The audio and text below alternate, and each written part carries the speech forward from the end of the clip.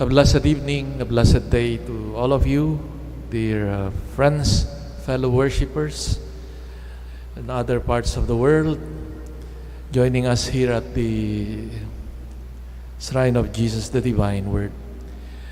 As I am used to do, I focus the reflection on the first reading, which is rarely tackled in our reflections.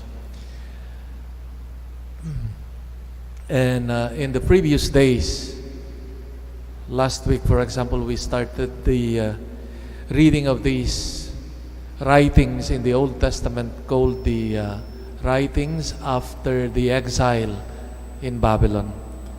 And one of the main concern of these writings is the reconstruction of Jerusalem, particularly the temple in Jerusalem. So the prophet today, from which we read this testimony, is now the prophet Zechariah, a witness of this reconstruction of Jerusalem, especially the temple, after this Babylonian exile around 500 years before Christ. Here in his presentation, he paints an image of the New Jerusalem with a positive note, with a messianic tone that is permeated by peace and joy. So that is the image. No? He was proclaiming to these returnees that the New Jerusalem is a place, is a city of peace and joy.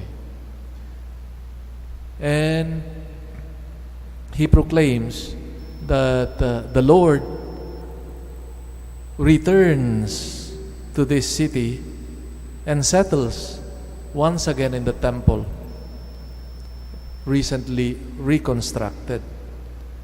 The city is portrayed in a picture of great tenderness. The plazas, the squares are full of children playing. The younger generations are joined by the elderly who can reach their goals of long age because the wars, the exiles are already over, and the atmosphere is full of celebration and serenity. Then it changes the tone at the second part of the reading. Then the Lord addresses these so-called doubting people with these words. Even though it seems impossible to the remnant of these people in these days, should it also seem impossible to me? That was the question of God through the prophet. As if that we can read between the lines here that it seems the palpable in these words of the prophets, the people's low morale, low expectations, or discouraging attitudes among this community. It seems that the people could not rejoice because of the slow progress and the small beginnings of that reconstruction of Jerusalem, especially that of the temple. But God assures the people that what is impossible to humans is possible for God. So the story today closes with the renewal of the covenant through that classical formula, "They shall be my people, and I will be their God." in faithfulness and righteousness. What can we learn from this? It is understandable that in the midst of difficulties, the people of Israel at that time could not fully rejoice, because while there is the prospect of reconstruction, yet it was slow, and there seems to be no reason, or they could not rejoice fully because of that. No. Like our own situation also today, in the midst of this pandemic, we thought at the beginning of last year that it would only last for weeks or months. Matapos ng lockdown, balik sa dati. Now it's almost 2 years and we are still here. No, we do not see yet the end of this.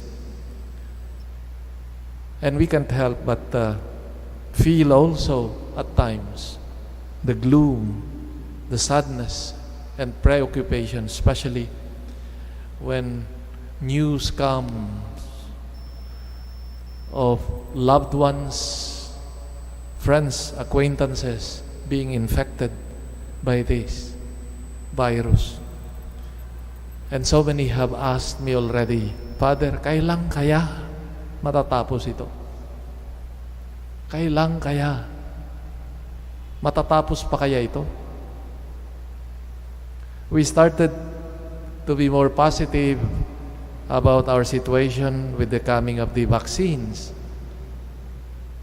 Then appeared new variants, more contagious, and even vaccinated, we can still be infected.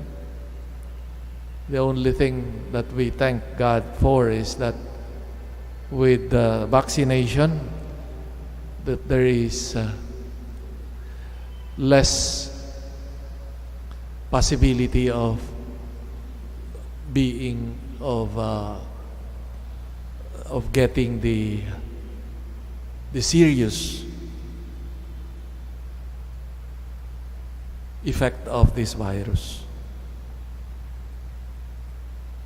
We, as I have heard, or maybe our own, kailan kaya matatapos ito? We understand and sympathize with the people of Jerusalem during that time of the prophet Zechariah, that indeed it's hard to be optimistic and joyful. But the words of the Lord